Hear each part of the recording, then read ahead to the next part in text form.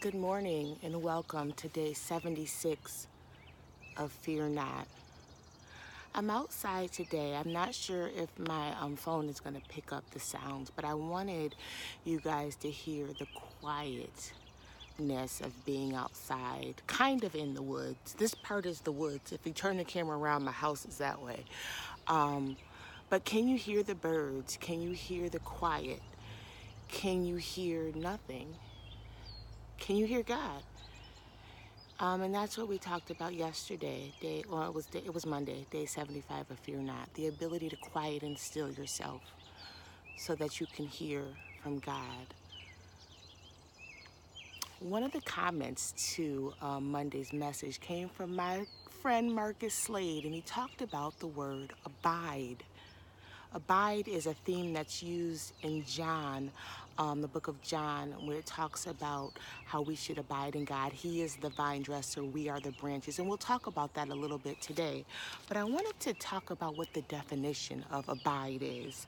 Abide means to accept or to act in accordance with. To accept or act in accordance with. So we want to abide with God. There are some words that also mean abide. So the word obey is to abide, observe, follow, keep to, and my favorite, hold to. In order to abide with God, we have to hold to Him.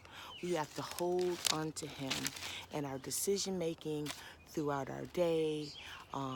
It has to be a constant thing. And I know for me, one of my issues, one problem that I have is with my mouth. I like to talk. I like to talk a lot. I think I know everything, and I do not.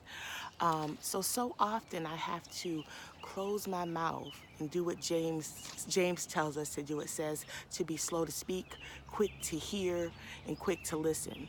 And so that's a reminder I have to do for myself. And while I'm doing that, because I like to talk, while I'm doing that, I have to abide. I have to hold to God. I have to quiet and humble myself. John 15:4 says, abide in me, and I in you, as the branch cannot bear fruit itself unless it abides in the vine, neither can you unless you abide in me. You can't bear fruit unless you are abiding in the Lord as a Christian. You may think that you're bearing fruit, and sometimes you may get a little fruit, but what happens? Why doesn't it work out? Why do you get to so many points and it doesn't work out for you? Are you abiding in Him? Are you continuing to abide in Him? Are you resting in Him? Are you holding on to Him? I'm going to read it again. Abide in me and I in you. As the branch cannot bear fruit itself unless it abides in the vine, neither can you unless you abide in me. I like the beginning part of that because you're not alone.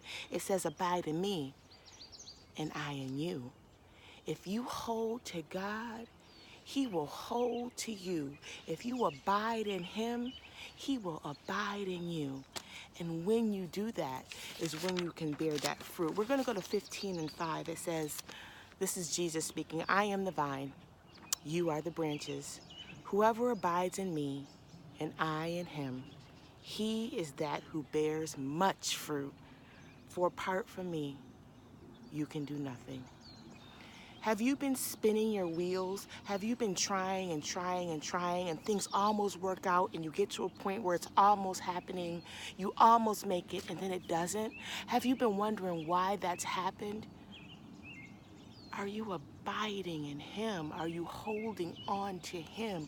Are you leaning not on your own understanding, but acknowledging Him in all of your ways, in everything, in the big decisions, in the little decisions, in the moments where you don't know, like me, should I keep my mouth shut or should I talk?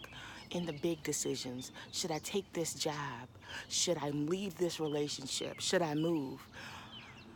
Holding to Him, seeking Him out, praying. Paul says to pray without ceasing. If you're looking for direction in your life, my advice to you is to quiet yourself, to take the time to abide in Him. When you do that, you bear much fruit. I hope that you can do that today. I hope that God continues to bless you and your family. I will see you next time. Bye-bye.